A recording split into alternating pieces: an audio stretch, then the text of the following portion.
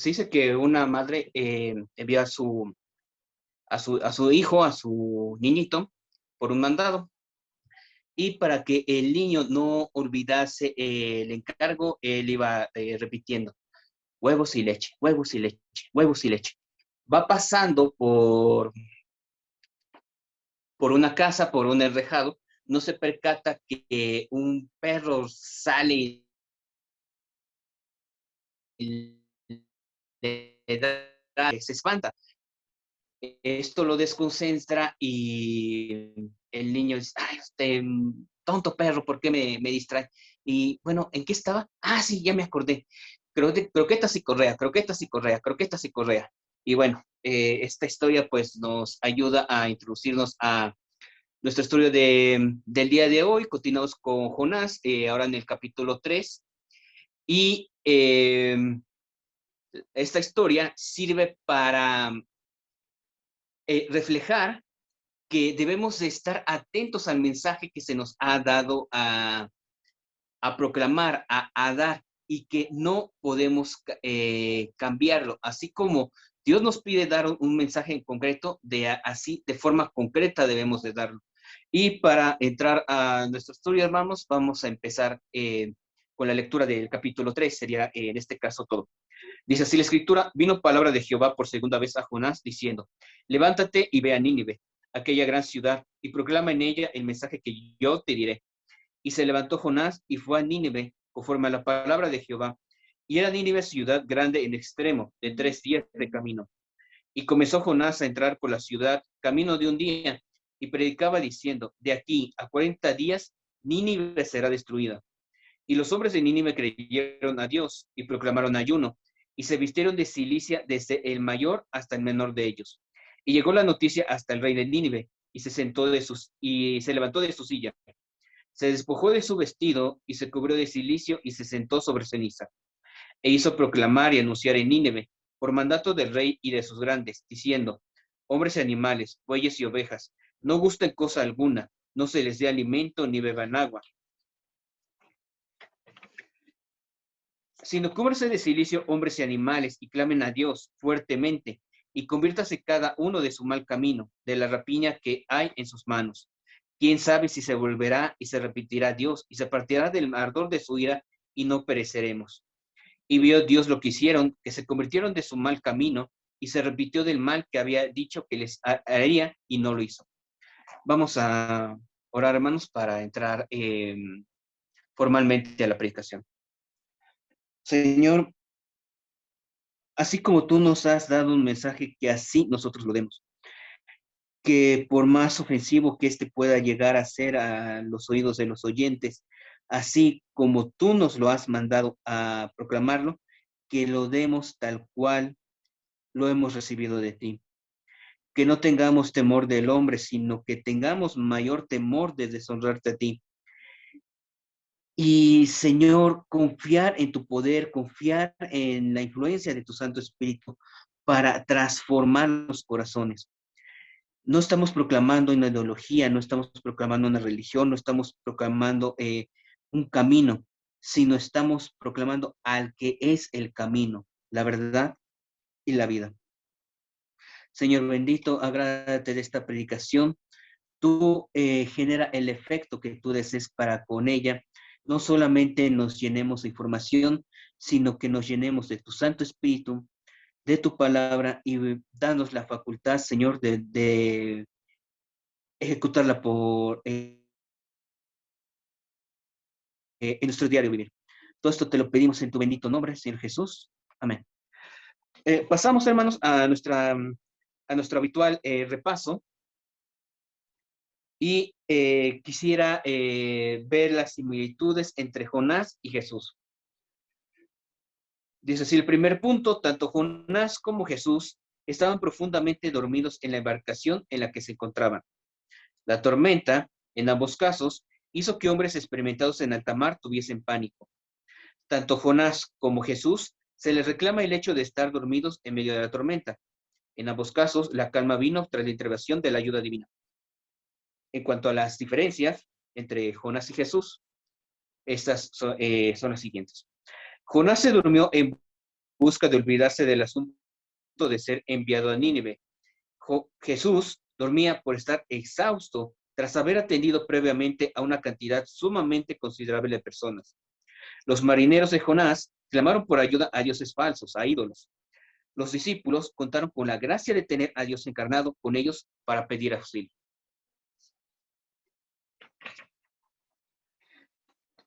Otro hecho, hermano, tomando de lo visto en el anterior estudio, la oración no es la herramienta que se le ha dado al creyente para chantajear a Dios, sino la herramienta que Dios ocupa para ajustar su voluntad con la nuestra. La oración no tiene poder en sí misma, sino que la eficiencia de ella recae en aquel a quien se le ora. Es una blasfemia decir que Dios no contesta nuestras oraciones. Él siempre contesta. Que no nos guste su respuesta es otro asunto. Para esta predicación será el siguiente, hermanos. Punto número 1, derechos de autor. Punto número 2, obediencia activa. Y pasamos al primer punto, hermanos, derechos de autor. Vamos a ver de Jonás, de 3, del 1 al 2, dice así la escritura. Vino palabra de Jehová por segunda vez a Jonás diciendo, levántate y ve a Nínive, aquella gran ciudad, y proclama en ella el mensaje que yo te diré. Y aquí, hermanos, comenzamos con un punto práctico, fuerte, tierno y profundo. Vemos, hermanos, que Dios no reprocha la anterior actitud de Jonás, sino que vuelve a darle la orden inicial como si se lo hubiese dado por primera vez. Y este mismo patrón, hermanos, lo vemos con el hijo pródigo. El hijo pródigo tenía la intención de hacer una declaración, una oración ensayada, que nos dice así el pasaje en Lucas, ¿no? Él tenía la intención de decirle a su padre, Padre, he pecado contra el cielo y contra ti. Ya no soy digno de ser llamado tu hijo. Hazme como a uno de tus jornaleros. Sin embargo, tras haber sido perdonado, restituido por este Padre misericordioso, vemos que efectivamente el hijo pródigo tenía la intención de decirle esta oración ensayada, pero veamos lo siguiente. Empieza su declaración el hijo pródigo. Padre, he pecado contra el cielo y contra ti, y ya no soy digno de ser llamado tu hijo. Y enseguida, su discurso es interrumpido por el padre, y sabemos la historia. Traigan el becerro más gordo, vístalo, pónganle un anillo. En el momento en que Dios nos perdona, nos vuelve a posicionar en nuestra identidad con Él antes de nuestro pecado. La cruz ha hecho que nuestros pecados hayan sido borrados de la mente de Dios. No existe reproche divino alguno.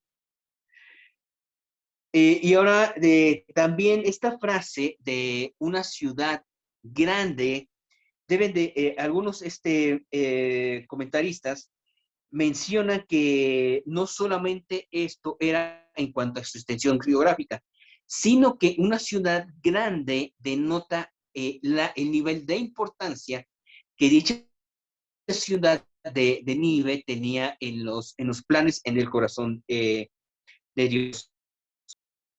Ezequiel 31:11 menciona, diles, vivo yo, dice Jehová el Señor, que no quiero la muerte del impío, sino que se vuelva el impío de su camino y que viva. Volveos, volveos de vuestros malos caminos. ¿Por qué moriréis, oh casa de Israel? Ezequiel 31:11. Y más adelante, ya en el Nuevo Testamento, se menciona, y al ver las multitudes, tuvo compasión de ellas, porque estaban desamparadas y dispersas como ovejas que no tienen pastor. Y esto lo vemos en Mateo 9:36. Ahora, hermanos, si somos observadores, el mensaje aquí que Dios toma para volverle a dar la orden a Jonás es proclama, mas no predica. Aquí, ¿cuál es la diferencia? Predica es como llevar un mensaje estructurado y proclama, aquí la intención era de que Jonás estuviese repitiendo una y otra vez, una y otra vez, una y otra vez, un mensaje en específico. Otra cosa que debemos de notar es en la siguiente, el pasaje que nos menciona, y proclama en ella el mensaje que yo, Dios, tu Señor, te diré. Y esto nos debe de dejar una lección práctica, hermanos. El mensaje nunca es nuestro. John MacArthur dice al respecto, y quisiera mostrar, les quiero mostrar lo siguiente, hermano. Dice, usted debe predicar la palabra de Dios, no la suya. Usted es el mensajero, no el mensaje. Usted es un sembrador, no quien cosecha. Usted es un representante, no la autoridad. Usted es un administrador, no el propietario. Usted es un lector, no el autor. Usted es un mesero, no el cocinero. Cuando usted entiende esto, entonces Dios le enviará ovejas hambrientas para que usted las cuide. A esto se suma lo mencionado por R.C. Sproul. Él menciona lo siguiente. Si algo de la Biblia no me gusta, el problema no está en ella, el problema está en mí. Otro dicho, ahora por Steve Lawson, menciona lo siguiente. No me preocupa si alguien se ofende conmigo porque desea agradar a Dios. Lo que sí me preocuparía muchísimo sería que Dios se molestara conmigo por querer agradar a los hombres en vez de a Él. Y ahora, es responsabilidad del creyente el conocer todo el consejo de Dios. La responsabilidad recae en toda la iglesia, no solamente en los pastores. Si bien Dios los ha levantado para enseñar su palabra, es responsabilidad del creyente el estudiar por sí mismo la escritura. Eh, Recordamos, hermanos, lo que hacía los de Berea, ¿no? Llegaba el apóstol Pablo, les exponía las escrituras, pero los mismos integrantes de la iglesia de Berea, no a todo lo que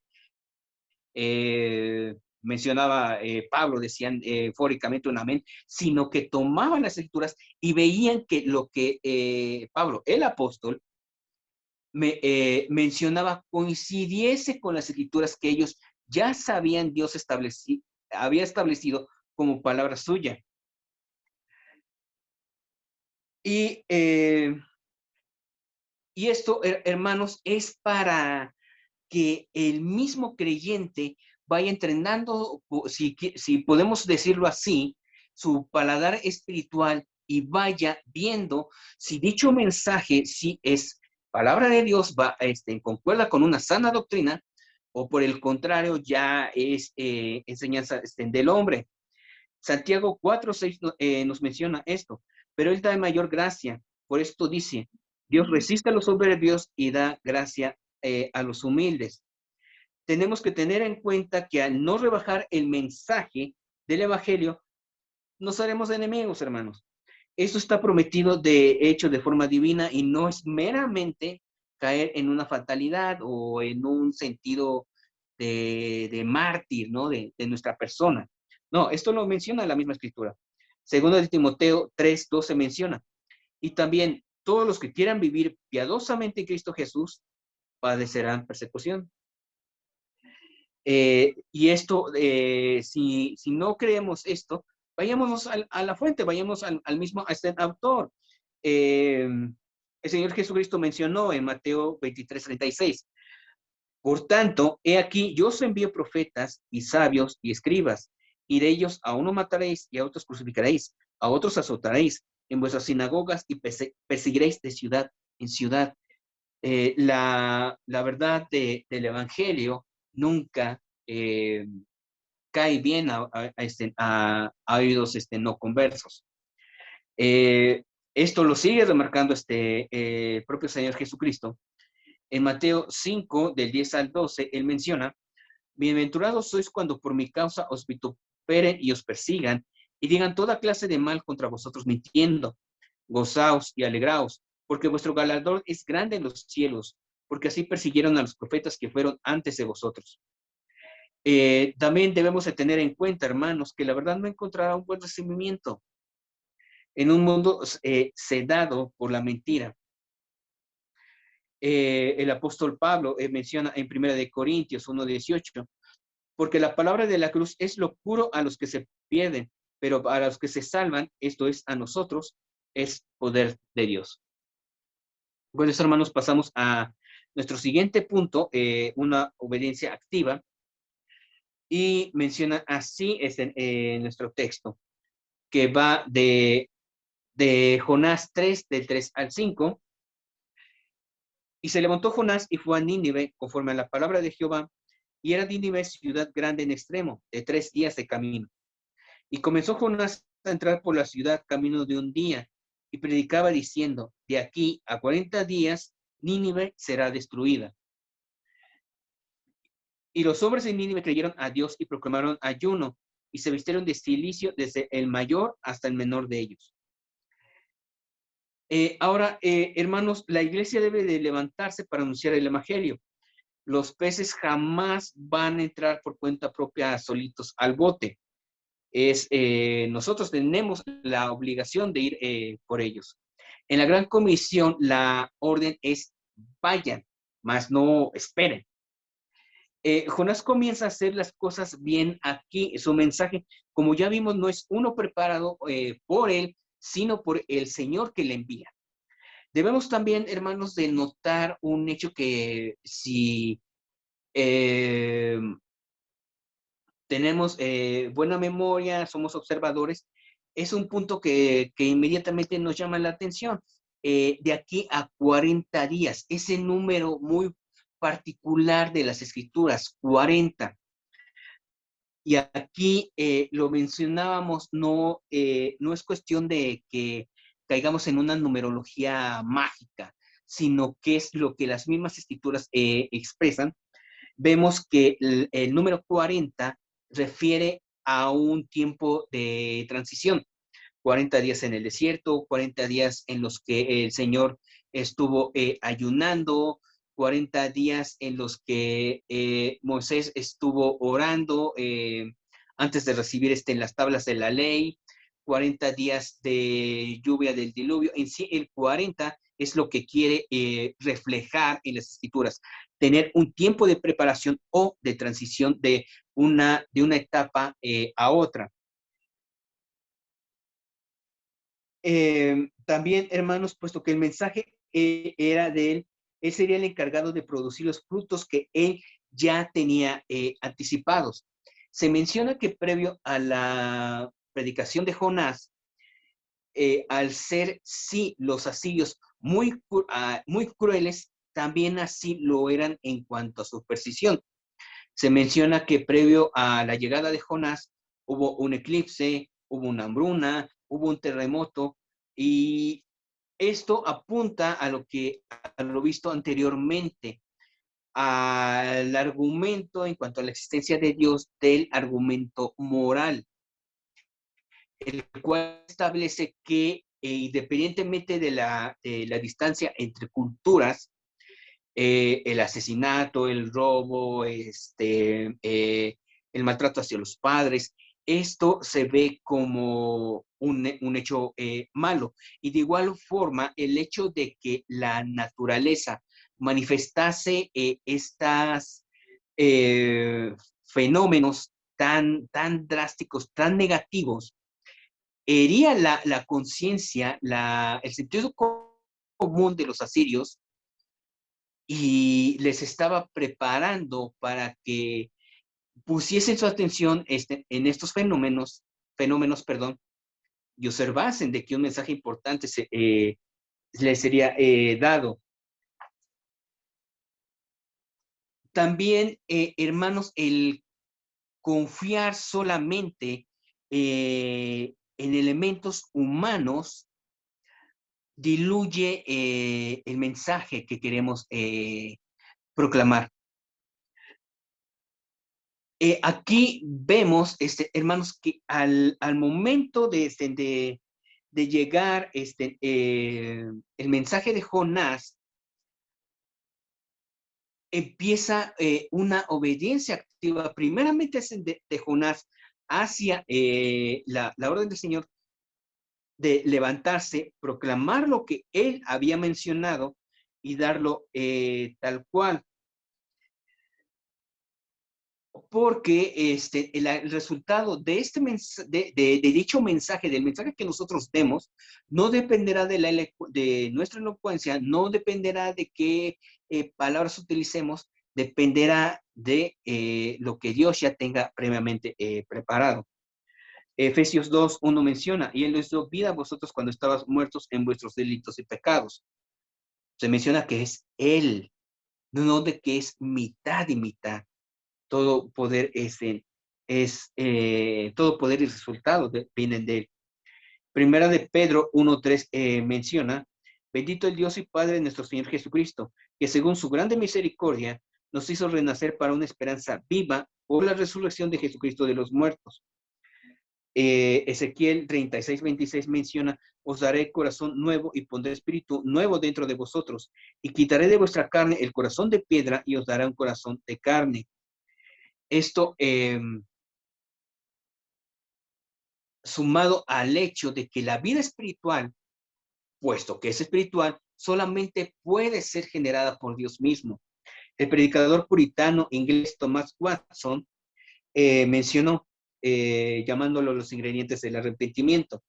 El arrepentimiento es una medicina espiritual compuesta de 6 ingredientes especiales. Número 1, reconocimiento del pecado. Número 2, dolor por el pecado. Número 3, confesión de pecado. Número 4, vergüenza por el pecado. Y 5, odio por el pecado. Y 6, abandono del pecado. El asunto no es creer en Dios, sino creerle a Dios, ya que aún los demonios creen y tiemblan. Cuando una persona nos dijo que tiene una nueva relación con el Señor, justamente le podemos preguntar, entonces, ¿tienes una nueva relación con el pecado? Porque una y la otra cosa van de la mano. Y el punto que podemos ver o el personaje que debe de ser invitada a la mente para ejemplificar de una forma muy concreta esto es él menciona lo siguiente en Mateo. En aquellos días vino Juan el Bautista predicando en el desierto de Judea y diciendo, arrepentíos, porque el reino de los cielos se ha acercado. Pues este es aquel de quien habló el profeta Isaías cuando dijo, voz del que clama en el desierto, preparad el camino del Señor, enderezad sus sendas. Y Juan estaba vestido de pelo de camello y tenía un cinto de cuero alrededor de sus lomos, y su comida eran langostas y miel silvestre. Esto, hago un pequeño paréntesis, vemos que Juan el Bautista no tenía un gran traje, una gran elocuencia. Esto según los parámetros de nuestros estándares actuales, ¿no? En cuanto a lo que debe de ser un orador. Eh, Continúa el texto, y salía el Jerusalén y toda Judea y toda la provincia de alrededor del Jordán. Y eran bautizados por en el Jordán confesando sus pecados. Aquí otro punto importante. Tal era el resultado de la predicación de Juan de Bautista, que las personas no tenían vergüenza en declarar sus pecados, porque era más la vergüenza y el dolor de haber pecado que en sí que la gente supiese que habían pecado y de los pecados que hubiesen hecho. Continuando en el 7, al ver él que muchos de los fariseos y de los saduceos venían a su bautismo, les decía, y aquí está en nuestro punto, generación de víboras, ¿quién os enseñó a huir de la ira venidera? Haced pues frutos dignos de arrepentimiento, y no penséis decir dentro de vosotros mismos, a Abraham tenemos por padre, porque yo os digo que Dios puede levantar hijos a Abraham aún de estas piedras. Y ya también el hacha está puesta a la raíz de los árboles. Por tanto, todo árbol que no da buen fruto es cortado y echado en el fuego. Yo a la verdad os bautizo en agua para arrepentimiento, pero el que viene tras de mí, cuyo calzado yo no soy digno de desatar, de llevar, perdón, es más poderoso que yo. Él los bautizará en Espíritu Santo y fuego. Su aventador está en su mano y limpiará su era y recogerá su trigo en el granero y quemará la paja en fuego que nunca se apagará. Quiero sumar a esto algo que una amiga, Andy, posteó en su perfil personal y le solicité usar este material que es muy ad hoc a lo que estamos viendo. Martin Lloyd Jones no realizó una sola llamada al altar a lo largo de su ministerio.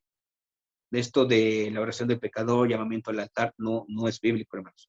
Una tarde, después de predicar, se puso a la puerta del templo para despedir a la congregación que iba saliendo de la reunión. De repente se encontró con un hombre que parecía estar bajo una fuerte convicción de pecado. Lloyd Jones le miró y se despidió de él. El sujeto se fue. Pasaron algunos días cuando Lloyd Jones volvió a toparse con aquel mismo varón por la calle. El hombre dijo, si me hubieras invitado a convertirme al Señor el domingo, lo hubiera hecho. Lloyd Jones le preguntó, ¿sigues bajo la misma convicción que el domingo? El hombre le respondió que no. Lloyd Jones dijo, me alegro de no haberte dicho nada el domingo, porque si de verdad fuese la obra del Espíritu Santo en ti, él seguiría trabajando hasta hoy. Si, si es el Señor quien ha plantado la semilla del arrepentimiento en nuestro corazón, por seguro esta va a germinar. ¿Por qué? Filipenses 1:6 nos lo dice muy claro. Estando persuadido de esto, que el que comenzó en vosotros la buena obra, la perfeccionará hasta el día de Jesucristo.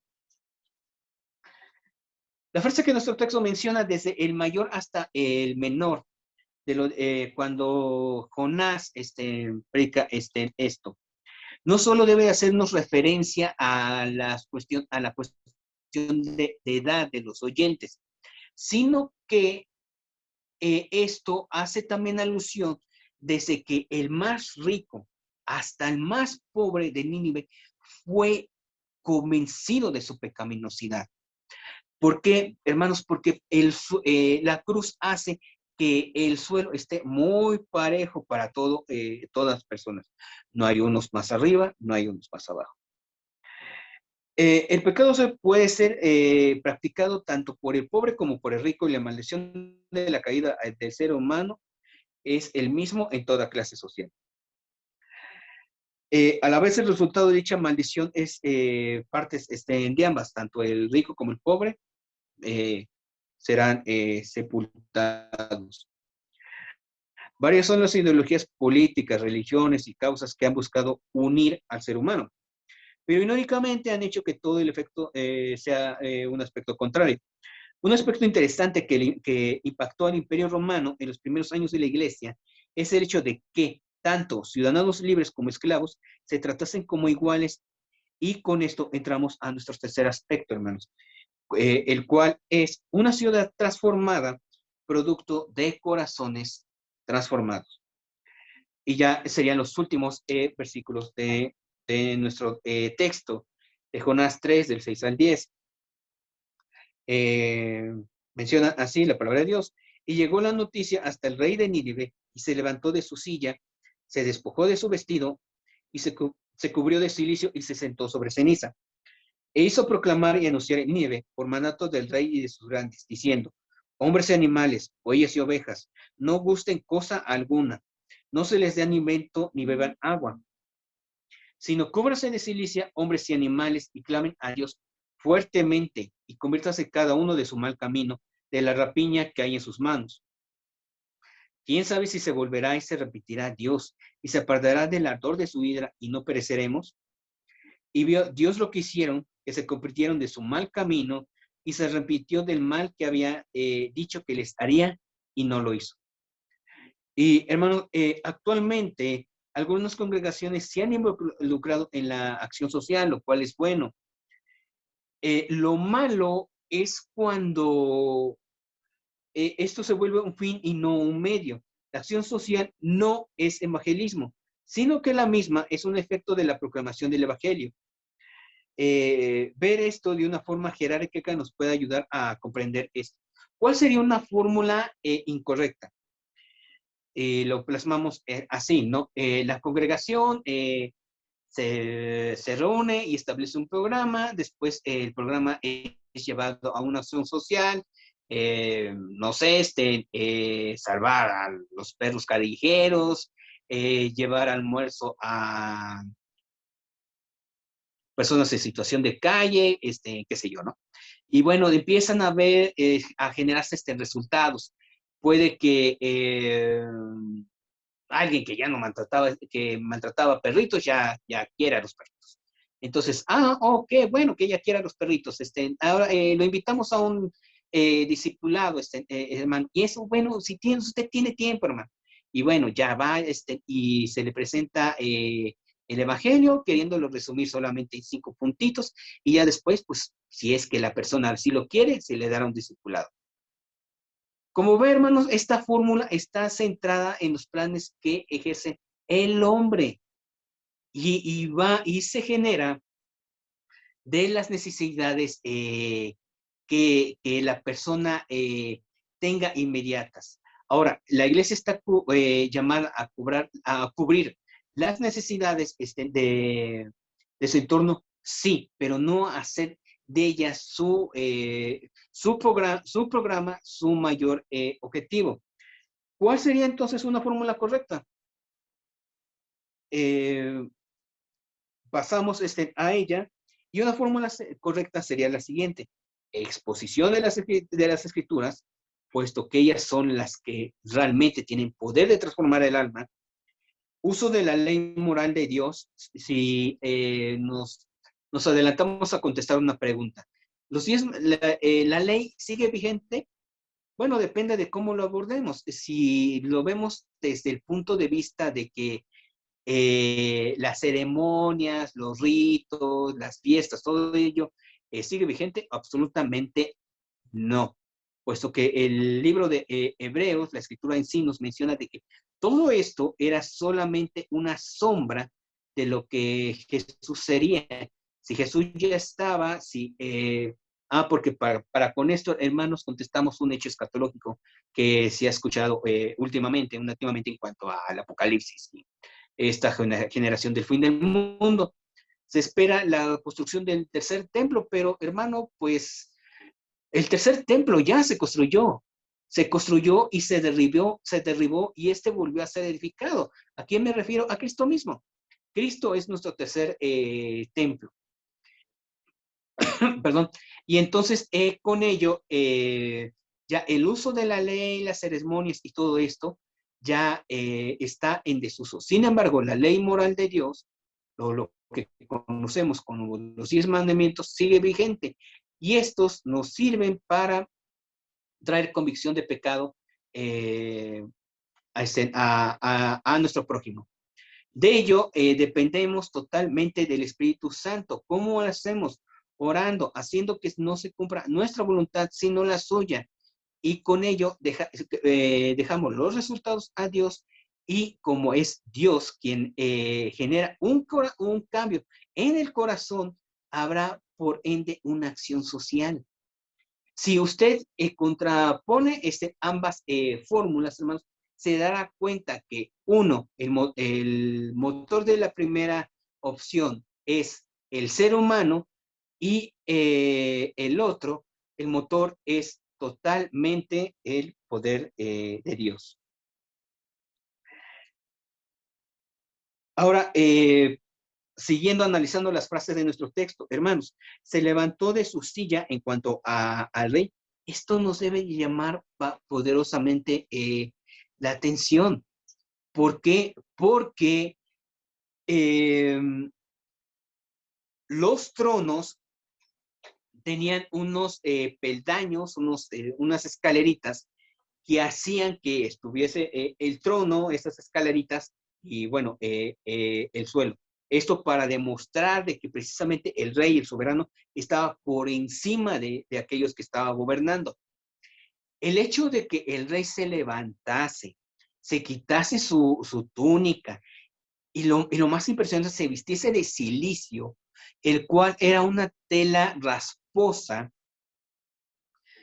que abocaba la idea de lo que realmente era él y lo que realmente se iba a convertir al morir, polvo, y el postrarse en la tierra, en polvo, nos hace ver de que sus títulos, su posición y toda esta idea de majestad, de reinado, pasó a ser un hecho ni siquiera secundario, un hecho totalmente olvidado con tal del arrepentimiento que experimentó. Y vemos que solamente Jonás estuvo repitiendo, de aquí a 40 días Nínive será destruida, de aquí a 40 días Nínive será destruida. No es un mensaje que tenga una gran teología, unas palabras muy ribombantes, una planificación muy detallada, sino que ¿qué fue lo que pasó? Lo que pasó fue de que Dios mencionó, esto es lo que tienes que decir, esto es lo que oirán, y deja que los resultados los haga yo.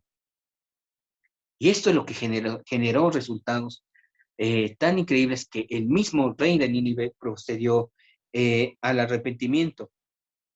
La proclamación de Jonás, aunque breve, fue directa.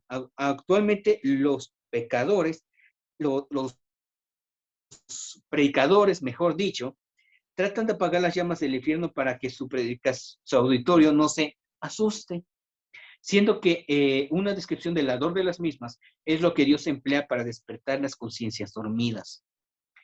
El efecto de la palabra de Dios, el efecto de la palabra de Dios afecta tanto a pobres como a ricos, y en este caso, dicha palabra hizo mella en el corazón de estas personas. Una nación tiene verdadera bendición cuando sus dirigentes, así como simples ciudadanos, son cautivados por la palabra de Dios. Estados Unidos se fundó bajo principios bíblicos. La reforma de Lutero trajo educación y atención médica a Alemania. Ginebra avanzó en el estudio de las ciencias gracias a Calvino. Y usted puede darle gracias a Dios a Blaise Pascal por tener un smartphone, por tener una computadora, pero todo ello llevó al hecho de que todo es Dios que me creó, por lo tanto, yo le debo total sumisión, por lo tanto, toda ciencia debe de ser sujetada a adorarle, por lo tanto, el hecho de que yo le adoro lleva a que yo ame a mi prójimo como a mí mismo, y en mis capacidades, en mis conocimientos, yo busco ser un producto de bendición.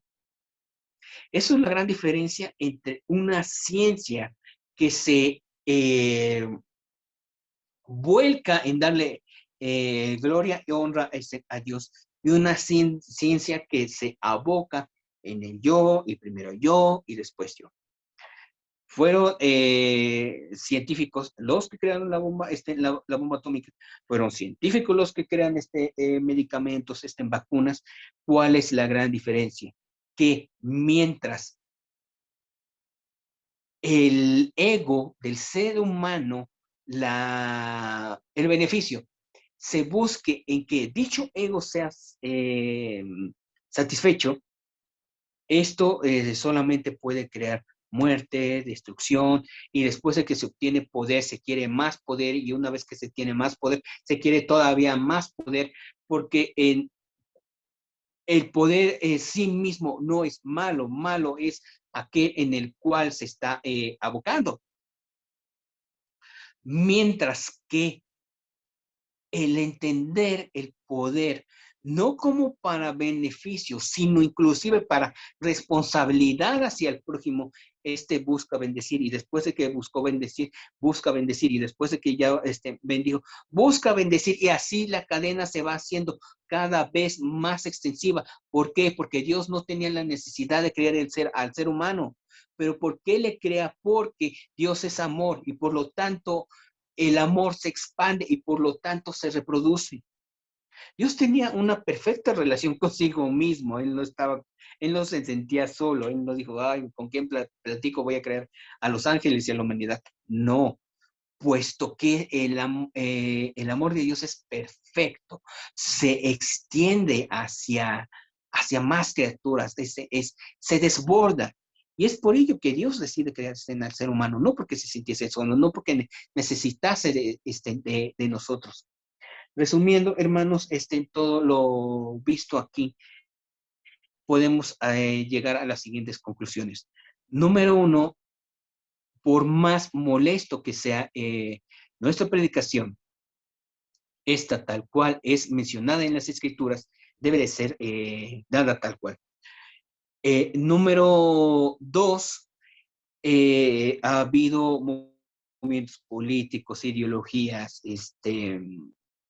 muchos caminos que han buscado unir al hombre, pero lo único que puede unir al hombre es aquel que lo creó, es Cristo mismo.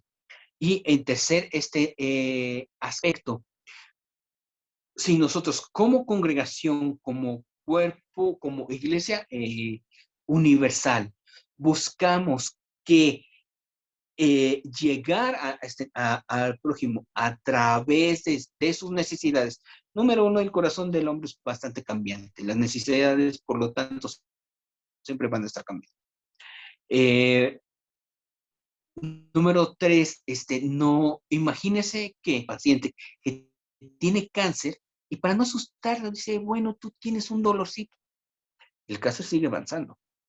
Si realmente este médico es médico y ama a su paciente, se sentará con él, le presentará evidencias de su enfermedad y le dirá cuál es el impacto que dicho tumor cancerígeno está generando en su organismo, independientemente de que el paciente se ofenda o no, puesto que le ama, le dirá las cosas como son y dejará que la responsabilidad caiga en el paciente. En este caso, nuestra responsabilidad es proclamar tal cual el mensaje que Cristo ha dado, y la responsabilidad de Dios es generar los resultados. Finalizamos entonces el tercer aspecto el Evangelio, perdón, del capítulo tercero de Jonás, y quisiera, para cerrar esto, mencionarles esta frase de Sujé Michelin: la iglesia no está llamada a moralizar la nación, la iglesia está llamada a predicar el Evangelio. Vamos a orar, hermanos. Señor, gracias te damos por esta breve meditación en tu palabra, que confiemos más en el poder de tu palabra, que es la única que convierte el alma, que hace salva al sencillo, que nos llena de vida, porque tú eres la vida misma. Así como soplaste aliento de vida en Adán, así que tu Santo Espíritu sopla en nosotros y nos dé vida a través de esa bendita palabra de vida que encontramos en Escritura. Ayúdanos a valorarla, a ser agradecidos de que podemos leerla en nuestro idioma, en diferentes formatos, en diferentes versiones, que no la veamos como algo común, porque en China, en Irán, en Irak, en varios países que están sufriendo persecución, aún tener un solo versículo les lleva a entregar a entregar sus vidas, a exponer sus vidas. Que veamos, Señor, el privilegio de leer de tu palabra como eso, un privilegio, pero a la vez una gran responsabilidad que tú nos has dejado. Te damos gracias, Señor, por la meditación de tu palabra. En tu nombre santo, Señor Jesús. Amén. Que Dios los bendiga, hermanos. Estamos esperando.